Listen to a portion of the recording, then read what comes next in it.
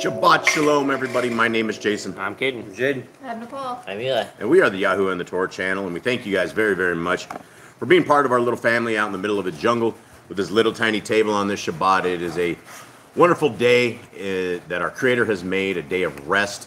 A sign of the people who are with our Creator are those who follow the Shabbat. So if you are keeping Shabbat, if you and your family are keeping Shabbat, right now that means you guys are in a covenant with our Creator. And being in covenant with our Creator is the greatest thing that you could ever be. From the beginning of the book to the end of the book, the theme of the book is obedience to our Creator. It's about falling on the knee to the higher power, about the one who made everything, who created everything. And not only created everything, but he created us a guideline for life. And in this guideline for life, which many people have said is nailed to the cross, many people say that the most precious things of our life don't matter anymore to us because it's been fulfilled. And everybody takes single words that they don't even know the definition to, and somehow they believe that the laws, statutes, and commandments have been abolished, that they are no longer with us today. And I will tell you, in a little under 1.4 million words, in a 6-pound Bible of 103 books, there is nowhere in those words that it says that the laws of our Creator are no more. In fact, our Creator and his Son, his Messiah, says there's not one jot of the tittle or Torah of the Torah that will be gone until heaven and earth pass away. And are even going as further, as our Messiah clearly says in Matthew 7, that many people who think they know him, many people who are confident that they are doing things in his name, well, they're going to be shocked. They're going to be completely shocked because our Messiah is going to say, "Depart from me, you who work lawlessness, you who work Torahless, you who take the words of my Father and say they don't mean anything to you." And that is where we will fall. And this is why we have been given 120 years to figure out how to get back to our Creator, how to get back to his Son, how to get back to the one who built us from everything. All right, good morning, everybody. We love you. Cade, will you pop us with a prayer, please? Father, we thank you once again for bringing us back together as a united family, one mind, seeking your Torah, seeking your ways, seeking the truth. We ask that today you will open up our eyes to see those truths, to see the words, the commands that you have set before us. And we ask that your Shabbat is blessed, that everyone is rested and recharged for this week of trials and tribulations, that you put on us your Ruach HaKodesh to understand, to learn your word, that your ways are shown to us. And we thank you for all in Yeshua's name. Amen. Amen. And Jade, go ahead and let us open us up with our Shema, please. Hear, O Yisrael, Yahuwah Elohim, Yahuwah is one. You shall love Yahuwah, your Elohim, with all your heart, with all your being, and with all your might. And these words I command you today shall be in your heart. You shall impress them upon your children. And shall speak of them when you sit in your house, when you walk by the way, when you lie down, and when you rise up. And shall bind them as a sign on your hand, and they shall be fronts between your eyes. And you shall write them on the doorposts of your house and on your gates. Okay, and so let's go over this real quick. We've gone over this before. We always go over this. Guys, this is a very, very, very important verse, right? This comes out of what we call the Torah. For those who love the Torah, embrace the Torah, who make the Torah their life, when we say it comes out of the Torah, that's gospel to us, right? That is what our doctrine is. And this is what our Creator wants from us. He wants us to understand, and it begins with "Hear, O Yisrael." And the actual word in this is called Shema, which is hear and obey. It's not a one-worded thing. It's not a one-definition thing. It clearly says that we need to hear and we need to obey. And what we are hearing and what we are obeying is this, that we need to love Yahuwah our Elohim with all our heart. I don't want to go any further than that, because when we talk about loving someone with all our heart, that is something that it's very obvious. If you tell your spouse you love them with all your heart and you beat them up every single night in an alcoholic rage, right? When you get up the next day and you say you love your spouse, they're going to look at you and go, I don't think that's loving me with all your heart. That is the same thing that if you say you have a spouse, right? And the head of the household is commanding the house to do certain things and you don't want to do that. That is the same as our Creator that has given us a set of guidelines. And he says, you need to love me with all of your heart. He didn't say you need to love me 75% of the heart. You don't need to love me 6 days of the week. We need to love him with all of our heart. And then it goes on, not only with all of our heart, but all of our being. Guys, we only have one being, right? Everything that we have, when we say we love somebody with all our heart, with all our mind, with all our soul, that is a dedication to something great. And we can't lie to ourselves and say that we love our Creator with all our heart, with all our strength, with all our might, when we take His words that are found in Genesis, Exodus, Leviticus, Numbers, Deuteronomy, and we don't care what they say. We don't apply them to our lives. We don't do anything with them. There's absolutely no way that you can be a lawless person and love your Creator with all your heart, because our Creator has given us these laws that we are breaking by our own hand. And so he's continuing on with this. We are supposed to love Him with all our heart, with all our might, with all of our being, and we're supposed to talk about this with our kids, with our family. We're supposed to think about this when we're in bed, when we're going to bed, when we get up in the morning, as we cruise through the day. The Torah is something that is a living organism. It is the words of our Creator that have been given to us, and they have been resonating sound. And in that sound is truth. And if we will take this truth and we will write this truth on our hearts, on our minds, and our souls, then our Creator will walk with us. And that means we are in covenant with our Creator. You have 41,000 plus religions. Every single one of them have a name. Every single one of them have a different doctrine that goes contrary to what Scriptures has said. Now, we're not called to be Christians. We're not called to be Muslims. We're not called to be Mormons. We're not called to be anything.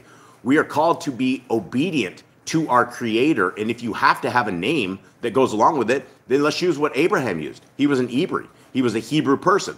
What that means, the word Hebrew means crossing over. When we have crossed over from death into life, that means we are in a covenant with our Creator. That means we are obeying His laws, His statutes, His ways, His commandments, and we have the love for His Son, Messiah Yahushua. There were no J's in Hebrew. And with that love of Messiah Yahushua, that is our King. That's who's coming to reign. That is who's coming to get us out of this cesspool that we are currently living in right now in these end of the end days. And so with that, our Creator has given us a way back to His kingdom, to Him, and all we have to do is just be loyal. We have to give Him as much loyalty as He gave to us in our design, in our life, in keeping us alive, keeping us fed. He is a very, very loyal Elohim. And the least we can do is give back to Him a little bit what He asks us to do. Okay, so now before we get into that, we are going to go through the laws, statutes, and commandments of our Creator. And before we go through that, Ms. Nicole, will you please say hi to all of our brothers, sisters, friends, family, those that we love, and everyone out there. We got the Grand. We got Jeremy and Callan. What's up, Callan? Carla and Joey. What's up, Joey? Let's see, scrolling down. Bonecat 1, Days Rainey, Irma, Rosie Chica, Katrina, Candy, Ruby. It's a full house. Fearmonger. Whoa. What's up, Fearmonger? What's up, brother?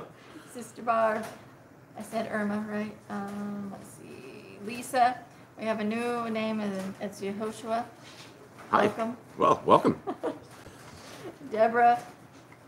Deb, that's Fearmongers? Yep. Hey, what's up, Deb? And then we also have Sylvia. Oh, I didn't see Sylvia in there. Sylvia's here.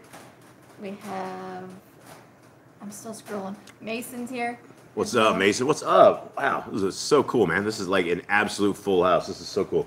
We have some new names that are here as well. JC Love. That's What's a new up, name JC? that popped in. Jeannie Not of This World. And then also Elizabeth. And I saw M come in. I didn't see you say her. That's Elizabeth. Oh, that's Elizabeth? Yeah. Is that Montero? Yeah. Okay. Hi, Liz. Hi, how are you? Much love, dear sis, to you. Okay, so here we are, guys. This is what we do. This is what we do every single week. Is we go over the things that I was just talking about, the most greatest things that we've ever been given, which I truly believe, besides the gift of life, is the gift of Torah.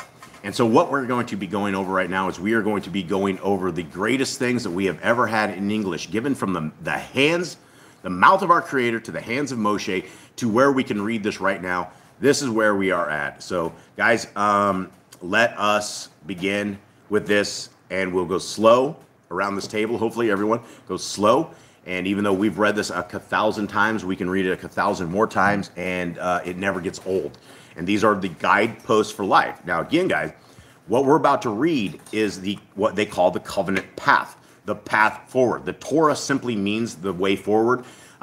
It's not called the law. I don't know where they actually called it the law, but the Torah actually means the way forward. And so if we're looking for the way forward, we're not going to get it from anywhere else other than the mouth of our Creator, and this is where he begins. Be fruitful and multiply. Replenish the earth. Subdue it, have dominion over the fish, fowl, and every living creature. The herb bearing every tree is for food. Man and woman should build their own families. Master sin. Every clean moving thing that lives shall you. Do not eat the blood. Walk before me and be perfect. Guard Yahuwah's covenant, laws, statutes, and commandments. And guys, for those who are watching the screen, look at this. This is the one commandment right here. The one commandment that you have, actually it's like several different commandments, but the concept of this commandment is guard Yahuwah's covenant, laws, statutes, and commandments.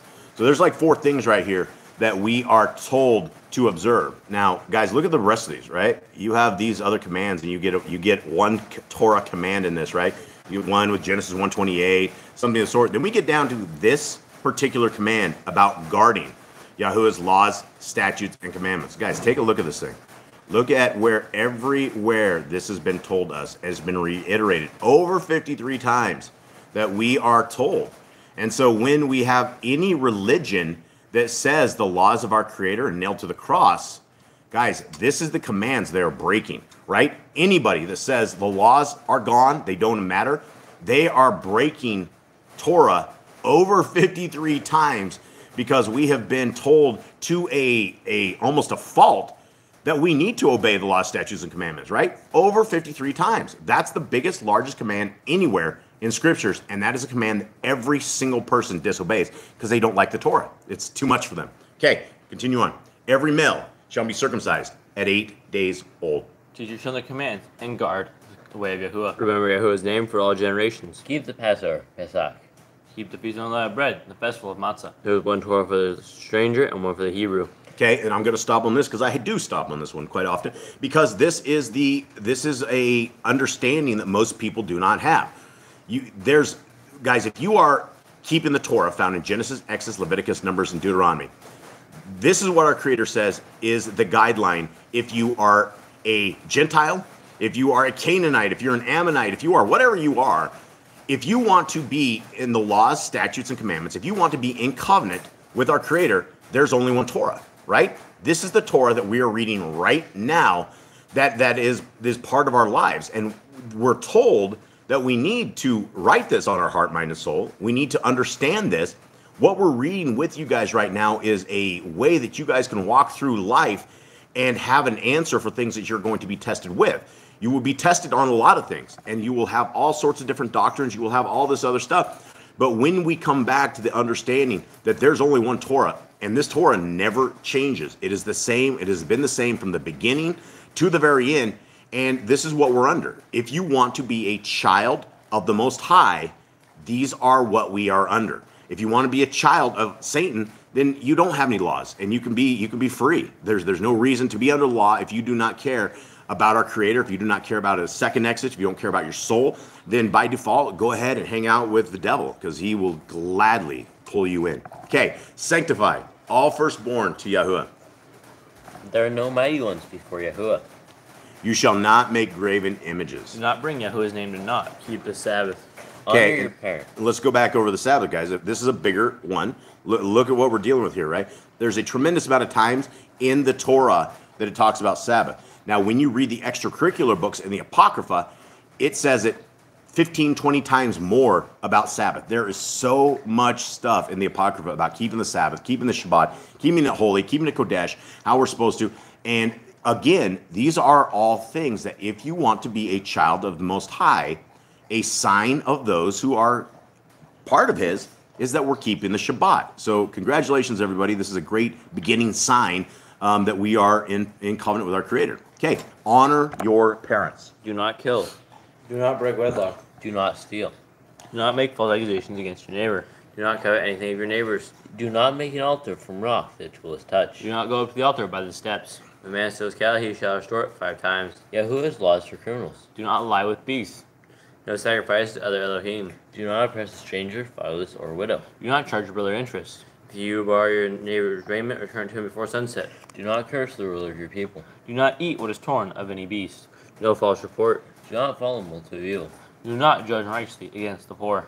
Bring back your enemy's cattle if you find it going astray. Help the animals of your enemy. Stay away from rumors and gossipers. Take no bribes. Do not oppress the stranger. Love the stranger. Give your land rest in the 7th year. Do not mention any pagan names. Keep the feast of Yahuwah.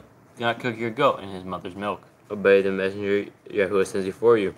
Do not bow down to other Elohim. Serve Yahuwah.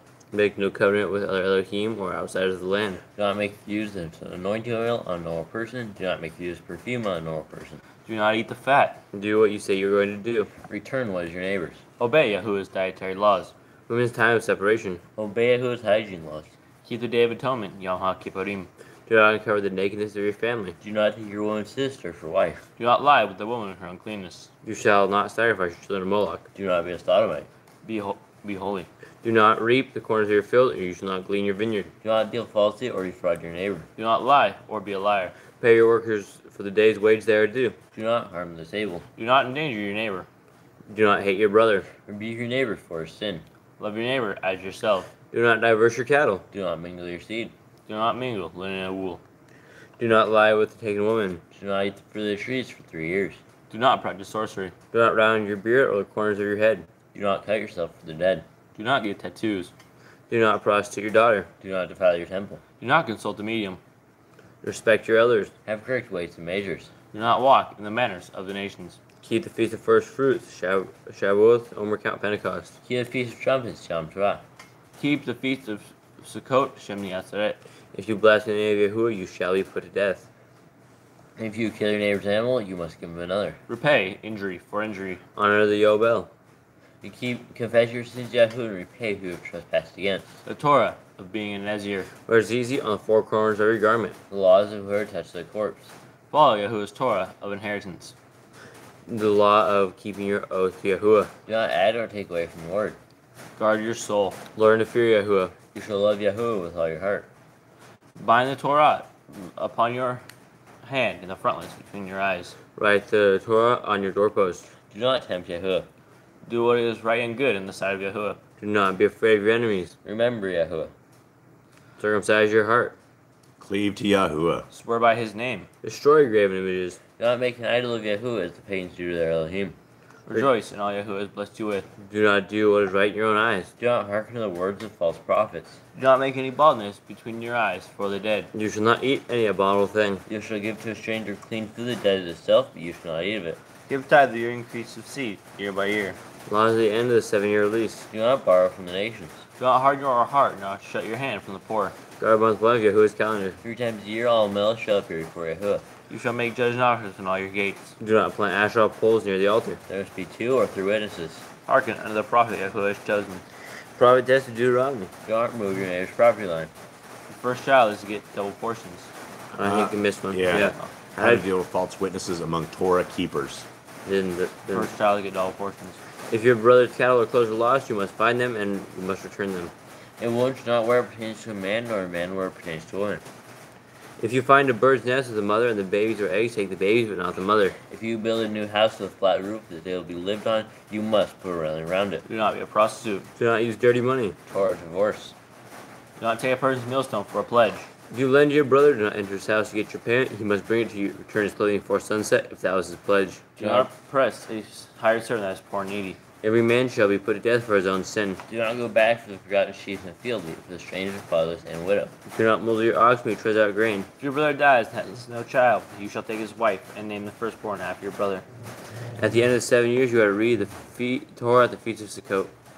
Okay, all right, guys. So there we go. That is what everybody. There's a big fit about this, and everyone has issues about the Torah. And my apologies for my dogs. I have 9 pit bulls here, and sometimes they don't behave really well, but they usually behave really, really well. So you're gonna hear some monster sounds or something in the background. Don't worry, it's just the dogs. So here we go. We are on Exodus 34, gentlemen. We are cruising our way through Exodus. Jade, where are we at? What's the past? Where are we going with this? What's happened so far in the life of Yisrael?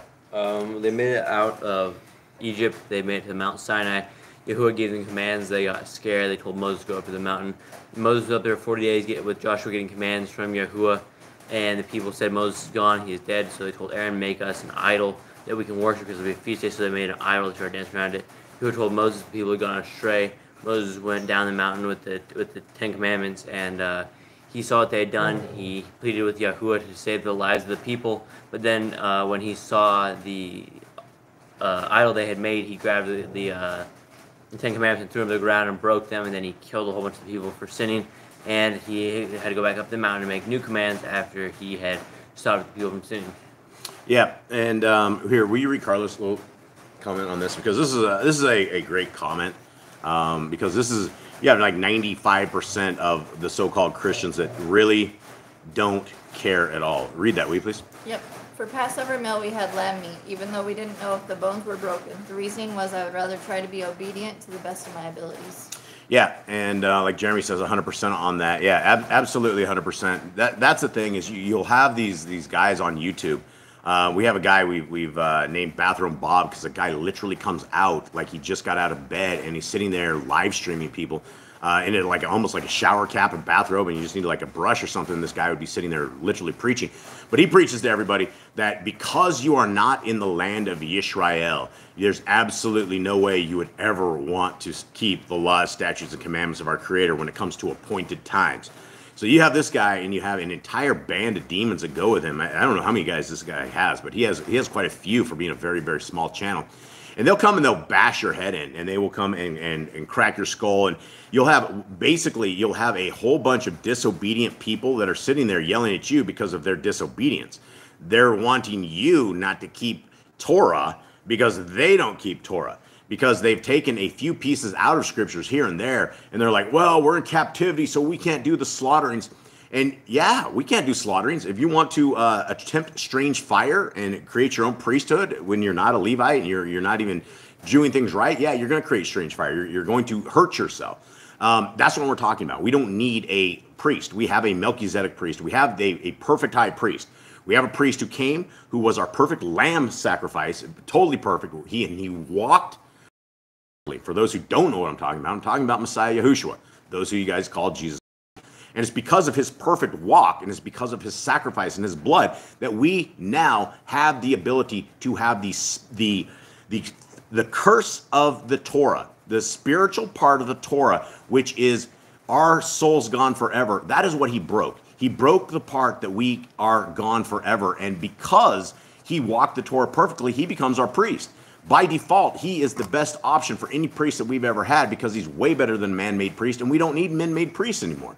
And so this is what we have, is we have a Messiah who is there, and he's going to be getting us out of this world we're into. And it takes two things, according to scriptures, to be saved. It takes those who have the obedience of the law, statutes, and commandments, and those who have the faith of Messiah Yahushua. Revelation 14:12 says that. Also in Revelation 22, it clearly says that, and it never says that anywhere else. Those who are saved are the ones who are obedient. Okay, so let's get into Exodus 34. Do we have anything else on that? Okay, so here we are. Exodus 34, verse 1. And Yahuwah said to Moshe, cut 2 tablets of stone like the first ones, and I shall write on these tablets the words that were on the first tablets, which you broke. And be ready in the morning. Then you shall come up in the morning to Mount Sinai and present yourself to me there on top of the mountain. And let no man come up with you, and let no man be seen in all that mountain, and let not even the flock or the herd feed in front of that mountain. Now, these are different instructions than we had the first time, right? Because we had Joshua up there the very first time, right? And these instructions right here are, come alone, let no man, this is an isolation thing, so it's a little bit different than the first round up. Okay, 4. And he cut 2 tablets of stone like the first one. Then Moshe rose early in the morning and went up to Mount Sinai as Yahuwah had commanded him, and he took the 2 tablets of stone in his hand. Okay, now do you guys think that he actually was the guy cutting these stone tablets, or do you think he was the guy telling the guy to cut the stone tablets? I feel like y'all want him to cut it since he broke it. He probably want him to do the work. And do you think this is a half-a-day job cutting stone tablets on this thing, or like? Probably. You think it's half-a-day job? Do you think we can like redo this all in half a day? Because he talks about go up. It's all in the morning. Be ready in the morning, and she'll come up there. I don't know if he would cut the stones. I think he cut the stones a tablet prior before he went up there. All right, and I just owned us here, guys. 34. Where are we at? Well, I think we're on number 2, right? 2. All right, so. Oh wait, no, sorry, we're on 4. 4. All right. And he cut 2 tablets of stone like the first one. Then Moshe rose early in the morning, went up to Mount Sinai as Yahuwah had commanded him. And he took 2 tablets of stone in his hand. And Yahuwah came down in the cloud and stood with him there and proclaimed the name, Yahuwah. And Yahuwah passed before him and proclaimed, Yahuwah, Yahuwah, in El, compassionate and showing favor, patient and great in kindness and truth, watching over kindness for thousands, forgiving wickedness and transgression and sin, but by no means leaving unpunished, visiting the wickedness of the fathers upon the children and the children's children to the 3rd and the 4th generation. Okay, so this is interesting here because, you know, this is verse 34, or chapter 34, verse 5. It says clearly, Yahuwah came down the cloud and stood with him there and proclaimed the name Yahuwah, right? And we have scriptures today. We don't have the name of Yahuwah in our scriptures. Majority of scriptures that you have out there, they have replaced the name of our creator, Yahuwah, more than 7,000, 8,000 times. They've taken out his name and they put the Lord or they put God in place of that. And God is a surtitle, folks. This is not a name of our creator. Our creator has a name, and right here, he's proclaiming his name, Yahuwah, right? That is very, very personal. Now, if you went out and you just started calling people Mr. Hey, Mr., how are you doing, Mr.? Right? It's the same as calling someone God, right? It's a surtitle. It is a piece of this, but it is not a name. Okay, 8. And Moshe hurried and bowed himself towards the earth and did obeisance and said, if now I have found favor in your eyes, O Yahuwah, I pray, let Yahuwah go on in our midst, even though we are a stiff-necked people, and forgive our wickedness and our sin, and take us as your inheritance. And again, here's Moshe begging for our creator not to leave his people, right? He said this before. What did he say before, gentlemen? That he told Yah that if he wouldn't forgive him, then to do what? And blot his name out. He wanted basically, like, if you won't forgive them, then get rid of me too. Yeah, absolutely. And this is when Yahuwah was very, very angry with the children of Yisrael. And Moshe is always going to bat for these guys. He's a leader of leaders. He's really, really a good leader. Okay, 10. And he said, see, I am making a covenant before all your people. I am going to do wonders such as have not been done in all the earth, nor in any nation. And all the people among whom you are shall see the work of Yahuwah, for what I am doing with you is awesome. Guard what I command you today.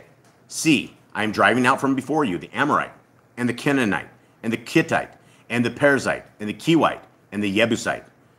Guard yourself, lest you make a covenant with the inhabitants of the land where you are going, lest it be a snare in your midst. Now, this is probably a haunting verse for Joshua, because Joshua, who is the little guy of Moshe, three books later, he does just this, right? The entire reason why Israel really never made it out of the part where they were supposed to get rid of all the inhabitants of the land is this part right here. And our creator said this, and our superstar Joshua unfortunately went and did not consult with Yah when he went and he made a covenant with the people who are ultimately going to be the people that take him down. Okay, 13. But break down their altars and destroy their pillars and cut down their asherim, for you do not bow yourselves to another mighty one. For Yahuwah, whose name is jealous, is a jealous El, lest you make a covenant with the inhabitants of the land, and they whore after their mighty ones and slaughter to their mighty ones. And one of them invites you, and you eat of his slaughterings, and you take of his daughters for your sons, and his daughters whore after their mighty ones, and make your sons whore after their mighty ones. There is a boatload of stuff right here, guys. The dogs are all running out, so somebody's going to have to go running after them. Let's break this down right here, right? This is what we're reading right here. Is we're reading Torah commands, right? If for anyone who has been hanging out with this channel long enough, you guys will know the things like break down their altars, destroy their pillars, cut down their asherim, do not bow yourselves to another mighty one. These are one of these things that you can look into the entire beginning of what the Trinity became, right? Our Creator says very clearly from the beginning of the book to the end of the book that he's a jealous Elohim, right? And so he doesn't have other people. There isn't a Yahuwah and there's not a Yahuwah 2 or anything of the sort. There's our Creator, and our Creator had a son. And people will sit there and they will pray to Messiah Yahushua, Jesus the Christ, as they pray, and where do their prayers go, right? Our Creator is jealous. He doesn't want others to have the praise and the worship that he has. He doesn't want us to bow down to anyone, whether it be Asherim or other things out there. People will take Messiah Yahushua and they will clearly say that Yahushua is Yahuwah. They will say Jesus is God without ever batting a eyebrow or a eyelid or anything. They say it. But our Creator says this, and we can't take one particular verse or one particular word out of anywhere that we don't put everything in context, because our Creator is so clear on all this stuff that he doesn't want us with other mighty ones. He doesn't want us hanging out when you're burning food to the other fake mighty ones, these lowercase gods, because it takes away from your love and from your loyalty to our Creator. Very, very important that we do not ever do things like this. Okay, 17. Do not make a molded mighty one for yourselves. All right, what do you got? Over the Targum now. Oh, we're heading over the Targums. Okay. All right, Honeymoon Stitch, Brian, what's up, brother? How are you? And the chat always disappears, so I only get a second of this. All right, as Eli is rolling through the Targums, there we go here. I just need Mystical. She's back almost with the dogs. All right. Yeah, can you give us this chat here? Is entity fighting back the wrong or the real beast? I don't know what Rosie Chico's saying at the end of that because I don't know the whole conversation, but it looked interesting. I think it was Sister Barb. She just said another family was leaving the country over the LGBTQ stuff. 6 states passed laws for child sex change rights. It's getting really wild. It's getting really, really wild out there, everyone. The stuff that's happening in North America, don't get too confused because it's happening worldwide, but North America is absolutely the showroom for the new school stuff. Okay, anything else on that? And just Rosie Chica just said that it was very scary. They use children to manipulate. We must do it for the children. Meanwhile, the children being used in horrible, abominational ways. Yeah, is it? And I would say more it's I mean, everything is the Babylon system. North America absolutely qualifies for Mystery Babylon. It absolutely qualifies for a tremendous things of like Babylon, but the entire world's like that too. It's not. I mean, there's not an innocent country anywhere. There's not a government anywhere that is innocent. They are all basically at the same thing. They're all doing the same stuff. It's all one big happy group. Okay. Jeremy says Panama's looking like a good spot. Yeah, it's not too bad, right? We have some issues, but the dudes haven't become women, and the women haven't become dudes. That's a plus so far. I don't know, Jay, give me the eyes. Have you seen that? We wonder sometimes, but I mean, it's pretty normal. They still have on normal clothes. Yeah. Okay, here we go. All right, 34:1. And this is in the Targums, guys. Yeah, it's not the spiders, sis Irma. I would take about the snakes and the other creepy crawlers. The spiders are cool. Scorpions, yeah, scorpions hurt you. Spiders are our friends now. We didn't used to have spiders as our friends, but Mystical has actually cried before when she had a cockroach go. Oh, when the cockroach like 7-8 years ago when we first came down here, we were a little too gringo. We weren't ready for these jungles, and we had a cockroach. And I was in the States. Some bugs crawled down the back of Mystical. She wasn't very happy. But now we have pets in our bathroom. We have pet spiders. We have pet scorpions. Because he eats the he eats the cockroach. We try not to kill the bigger ones because they kill the smaller ones, so I don't have to deal with them. So here we go. Exodus 34:1.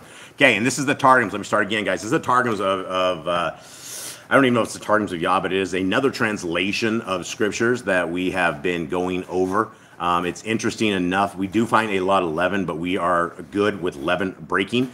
So we are Rosie Chica. Those are fine. It's the frogs eat me. Frogs. Yeah, we have frogs the size of cats. There was a time in our life that we didn't have enough food for money for the dogs, and so our plan was to grab frogs at night, kill them all, and then stick them in the crock pot for the dogs. But we have sometimes at night you'll have like 60 frogs outside. I mean, the whole lawn is covered up with things that are all over the place. And if the dogs go out at night and find them, they hunt them and they lick them and they get and then these are the frogs you don't lick, and that when you come down here, I mean, obviously you don't lick the frogs, right? But I'm just saying that was what people told us when we first came down there. They said, just in case you decide you want to lick the frogs, don't lick the frogs. And then our dogs do, and they look like they have a big white beard of foam all around their mouths. And a couple of them, like Tubby, I think he actually likes licking the frogs. I mean, he gets all jacked up. We have to give him an egg, and he gets all crazy poison. But I think they go on some weird trip and just don't lick the frogs. Okay, so here we go. Exodus 34:1. And Yahuwah said to Moshe, hew you 2 tables of stone as the former, and write upon the tables the words that were upon the former tables which you break. I'm still very curious to know if Moshe did these tables of stone himself.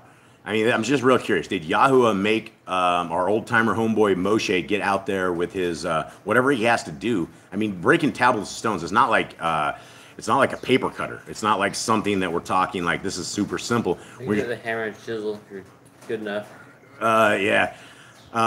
What did the grand say? The grand said, "Who was the first guy that found out you get high licking frogs?" I don't know, but you could see the guy in the corner, and he pulls open his jacket, and he pulls a little frog out. He's like, "Hey, you want $5 of a frog?" So I don't know what's happening with it, but yeah, everybody in their frogs. Okay, going back to this, the 2 tables of stone. Does anyone have any thoughts? Did Moshe literally make these themselves? Just give me a guess, okay? I mean, he probably knew where to get sapphire stones. I mean, well, I know he knew where to get everything. He was the man. He's the leader. But did he go and, like Yah said, you 2 tables of I stone? think he did. Yeah, You I think think he that, did? I think that was sort of his punishment for like For breaking breaking them. But how long do you think that would take? I mean, this is going to take I a guess it while. depends how big it was.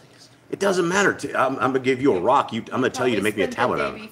I mean, he might have told him to meet him in the morning. He might have probably spent the day before I don't. getting it. Anyone who ever says it takes one day to make something out of a rock, I don't know if you've ever taken rock. We break what rock. if it's a flat rock?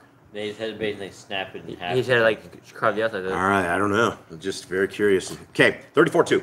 And be ready in the morn, and at morning ascend you Mount Sinai, and stand there before me on the summit of the mountain. Okay, no man shall ascend with you, nor any man be seen on all mountains, nor sheep, nor oxen grazing on the side of the mount. Yep, exactly.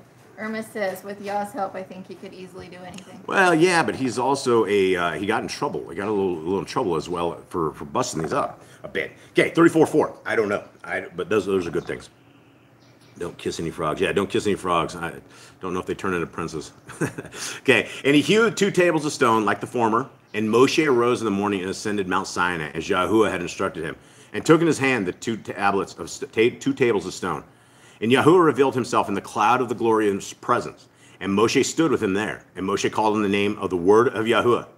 And Yahuwah made his presence to pass by before his face, and proclaimed Yahuwah Elikim, merciful and gracious, long-suffering and nigh in mercies, abounding to exercise compassion and truth, keeping mercy and bounty for thousands of generations, absolving and remitting guilt, passing by rebellions and covering sins, pardoning them who convert unto the Torah, but holding not guiltless in great day of judgment those who will not convert, visiting the sins of fathers upon rebellious children upon the 3rd and 4th, and upon the 4th generation. Okay, read that for me, 34:7 out of Yah's scriptures. Watching over kindness for thousands, forgiving wickedness and transgression and sin, but by no means leaving unpunished, visiting the wickedness of the fathers upon the children, and the children's children to the 3rd and 4th generation.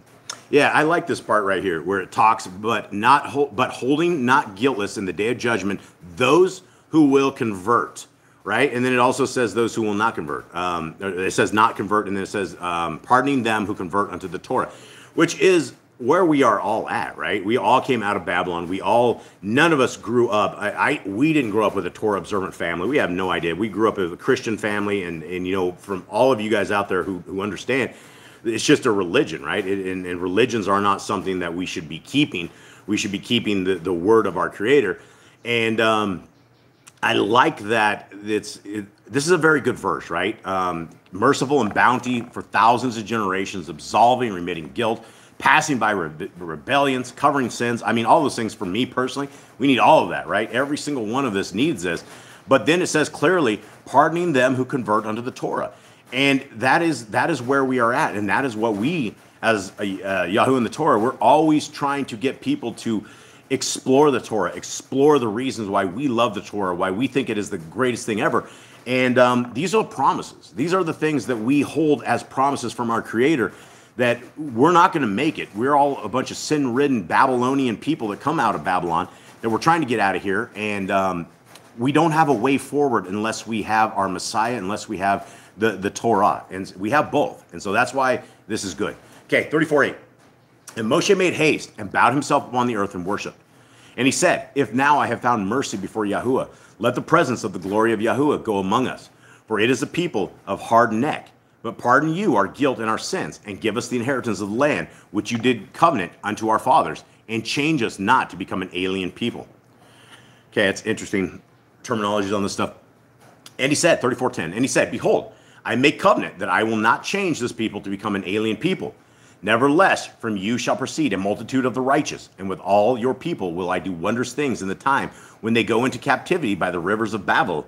For I will bring them up from there, and make them dwell from within the river of Sambation.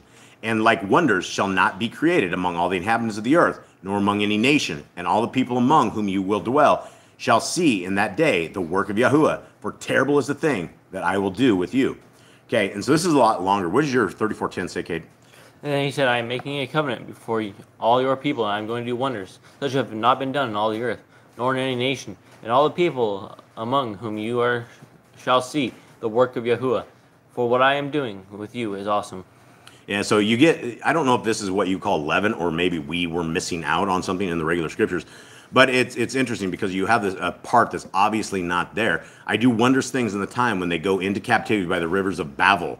For I will bring them up from there and make them dwell from within the river Sambatan.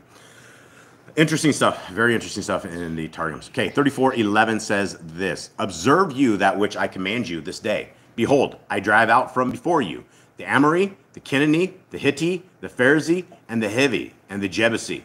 Take heed to you, lest you strike covenants with the inhabitants of that land into which you are to enter, that it may not be a stumbling block unto you.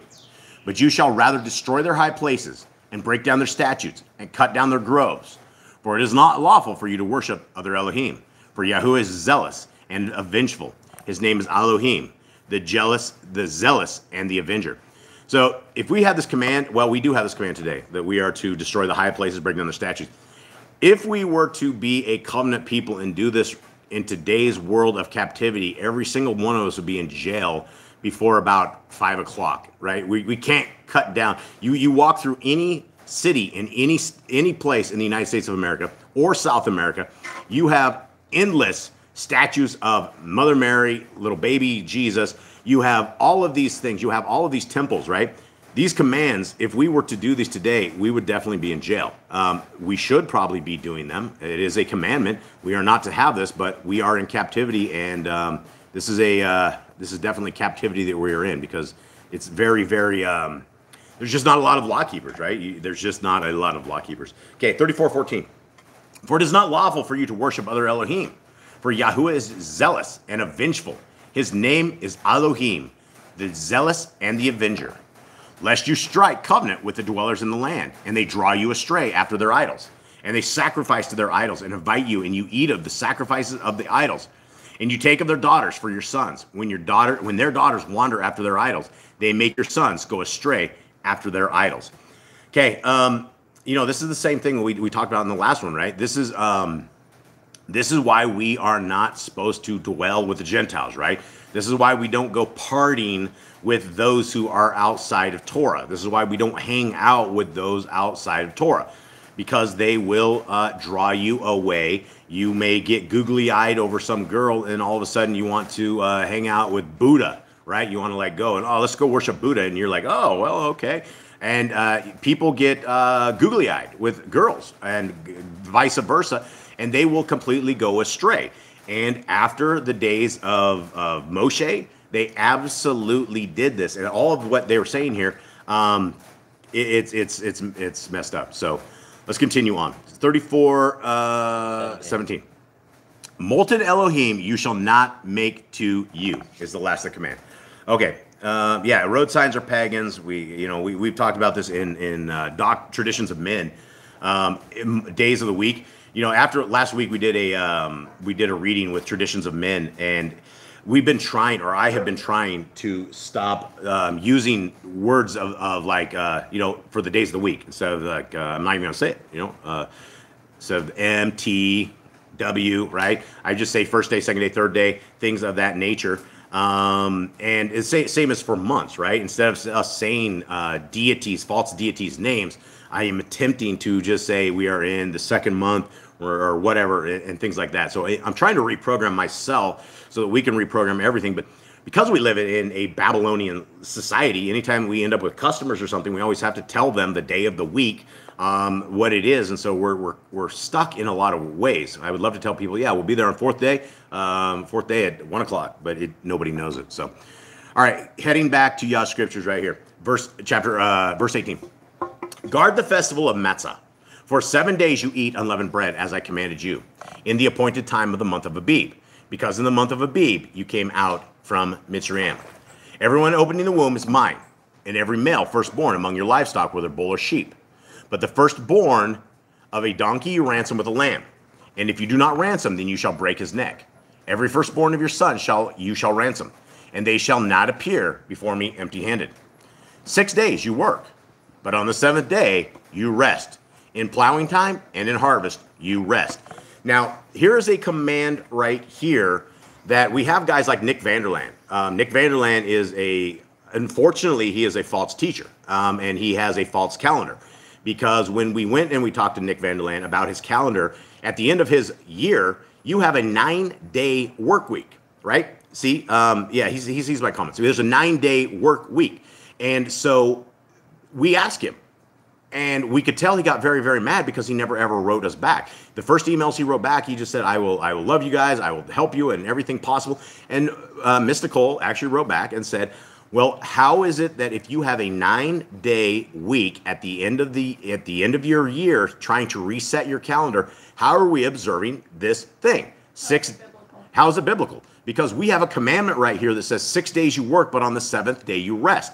Right here, this breaks every one of these calendars that swap days. If we are not in cycles of 70s and 50s, not 70s, 7s and 50s, we are in a problem. We have a cycle of 7 days. We have a 50th for our Jubilee years, right? But everything is in cycles of 7. If we are trying to get to the next week or trying to get to our calendar or trying to get to a next year by adding on 3 days in a week, but you're violating the 7th day rest command, then we have a calendar wrong. And unfortunately, I love Brother Nick. I love everybody out there. If you're even trying y'all stuff, I love you all.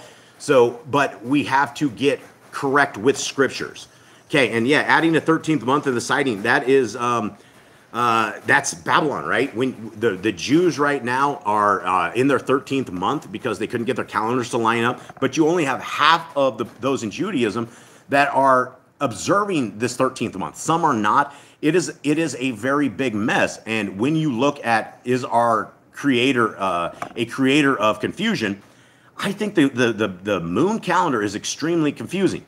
But when you are talking about like verse 21 here that says 6 days you work, but on the seventh day you rest, if you are doing a 9-day week, then we are breaking Torah. We can't be breaking Torah. We got to figure it out. And again, I will applaud anybody on any calendar that's trying to serve Yah, that's trying to do this. If you are trying to be obedient to Yah, we are all brothers and sisters. So here we are, 22. And perform the festival of Shavuot for yourself, of the first fruits of wheat harvest, and the festival of ingathering at the turn of the year. 3 times in all the year, all your men are to appear before the Adon Yahuwah, the Elohim of Yisrael. For I dispossess nations before you, and shall enlarge your borders, and let no one covet your land when you go up to appear before Yahuwah, your Elohim, 3 times a year. Do not offer blood of my slaughterings with leaven, and do not let the slaughtering of the festival of Pesach remain until morning. Bring the first of, and again, guys, we're spinning over this stuff, but all of these right here, these are parts of commands, right? When we are keeping Passover, right, we don't let it go until morning. We burn it all up. And so I don't want to blast through these because every single verse in Torah is very, very important, and it creates the large picture of how we should act and how we should be. So I don't mean to glance over that stuff. I'd be wrong in the end. Yeah, we will, like Sister Barbara's exactly right. We will probably all be wrong at the very end. But what I'm hoping we do not hear is depart from me because you are lawless, right? We are doing everything possible that we can find, that we can see, that we are trying to be a lawful set of citizens to our Creator. And it's hard. You know, it's hard to figure this out. We're at the end of day. We're at the end of days is what I believe. Okay, 26, another command. But bring the first of the first fruits of your land to the house of Yahuwah, your Elohim. Do not cook a young goat in its mother's milk. And for those who hang out with us, that you guys have heard that many, many times. 27. And Yahuwah said to Moshe, write these words, for according to the mouth of these words, I have made a covenant with you and with Yisrael. And guys, this is what this is all about, is the covenant, right? If we are in covenant with our Creator, it is a two-way, almost like a two-way lease agreement. When you rent your house, you will be given a piece of paper that says, this is your address. We will cover garbage. We will cover sewer. We will cover water. This is your price. You sign, they sign. If something happens and the pipes break in your house, your landlord is supposed to go and do these things, right? There's things inside the lease that should be defined before you ever make a rental agreement with someone. And if you don't see them in there, then you probably want to rewrite the contract. Now, the contract that we have with our Creator is the same thing. It is a covenant.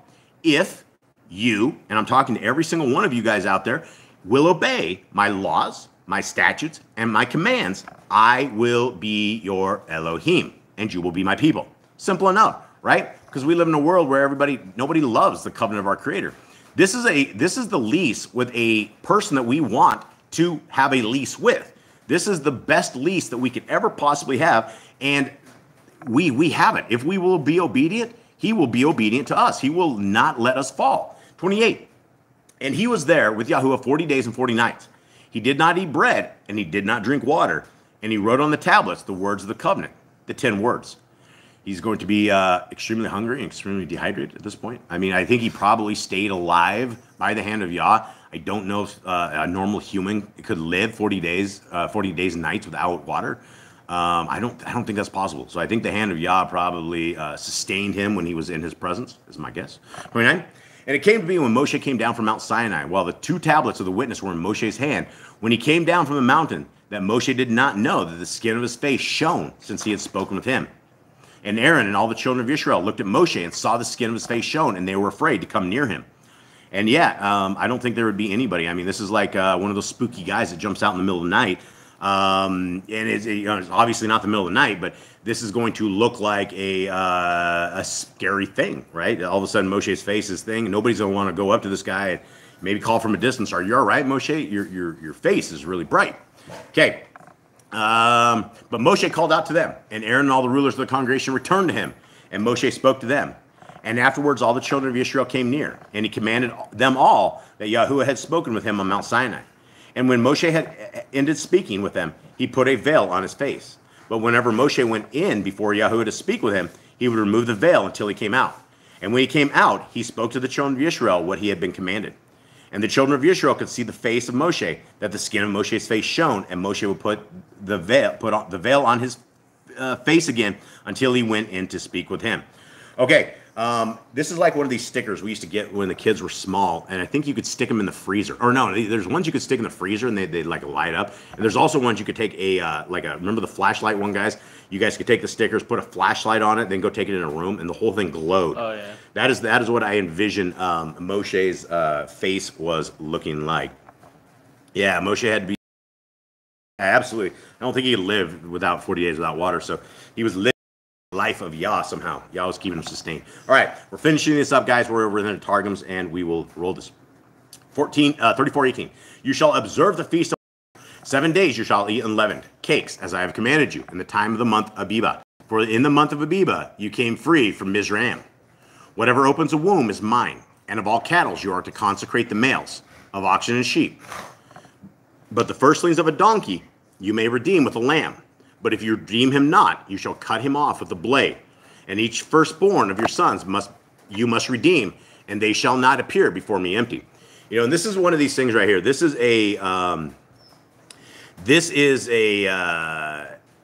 one of these things that is a premonition. This is a history of what is about to happen, right?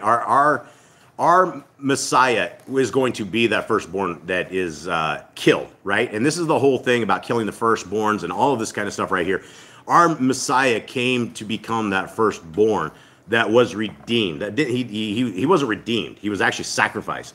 But he was not like in these ones right here, like the donkeys. You can redeem them with a lamb. If you don't want to kill the firstling of the donkey, you can take a lamb. You can kill it. There's something else you can do. And a lot of people don't understand this stuff or part of this stuff. So it's hard to figure this stuff out. But our Messiah became this perfect lamb sacrifice. He became the firstborn. He did it for us. And it's why we have a shot into the kingdom. Okay, 34:21. 6 days you work, and in the 7th day have rest. In plowing time and in harvest you shall rest. Okay, did it say that in plowing time and harvest on 34:21? Mm-hmm. Okay. Very, very clear, guys, right? Because when you're a farmer, I grew up on a farm. When you're in plowing time, it's literally plowing time. And I grew up in a Christian family, so we worked 7 days a week. Sometimes we went to church on Sunday. Well, most of the time we went to church on Sunday. But we would work on the Shabbat, and plowing time is very, very important time. If you are a farmer, when you are sitting there trying to get your crops off the field and into it, you really want to work as much as possible. And so this is one of these things that we stop, right? Even as farmers, you're going to have some jittery farmers out there that are in covenant with our Creator that are waiting to get out on first day to get their crops back up because you don't know if it's going to be owned or not. Okay, 34:22. The Feast of Weeks also shall you make to you in the time of the first of the wheat harvest, and the Feast of Ingathering at the conclusion of the year. And this manuscript is so bad it says conclusion of the year instead of year. So I'm glad we weren't the ones that actually did this one. Okay, 34:23. 3 times in the year shall all your males appear before the Master of the world, Yahuwah, Elohim of Yisrael. For I will drive out the nations from before you, and enlarge your borders, and no man shall covet your land at the time of your going up to appear before Yahuwah, your Elohim, thrice in the year.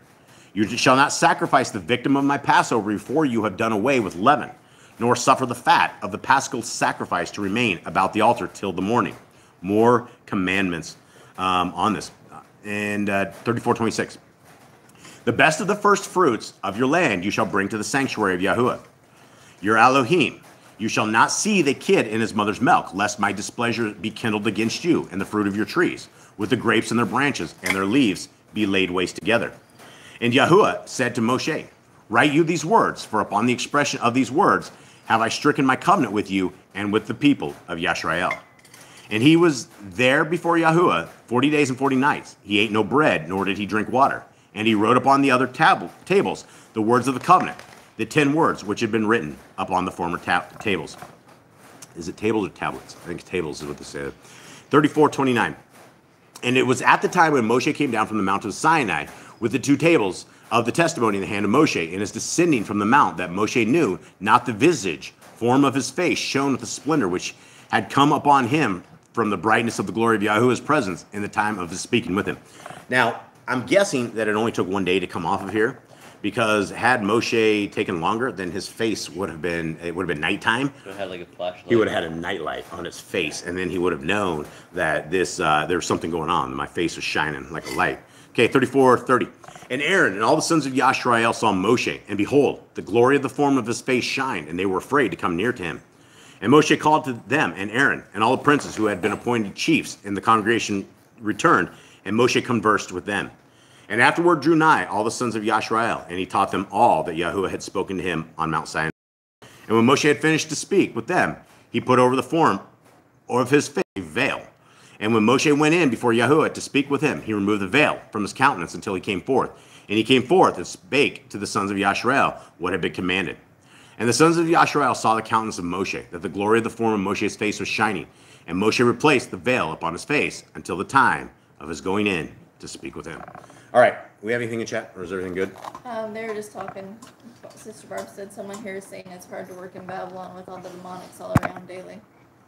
I mean, it's hard to it's really hard to exist in a world if you're trying to be Kodesh, because every single thing around us is pagan, and even to the point where you get a job and your boss wants you to work on a Shabbat, and they don't care. And so the world shops on the Shabbat.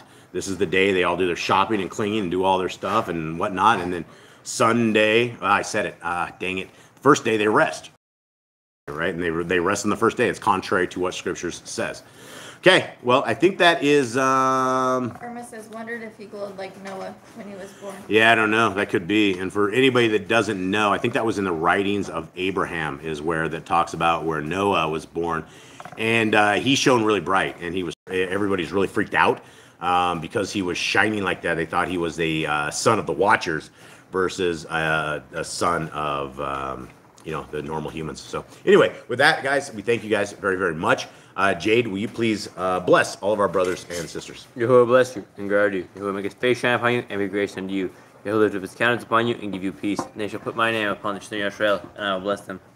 Okay, and guys, we're going to give you the last tunes that we have here, please forgive our dogs. They love to go crazy, and I know everyone says it doesn't matter, but they're like our kids. We don't want our kids to go crazy in public, right? Same with our dogs, so our apologies for it. We love them, and we love you guys. Hit it.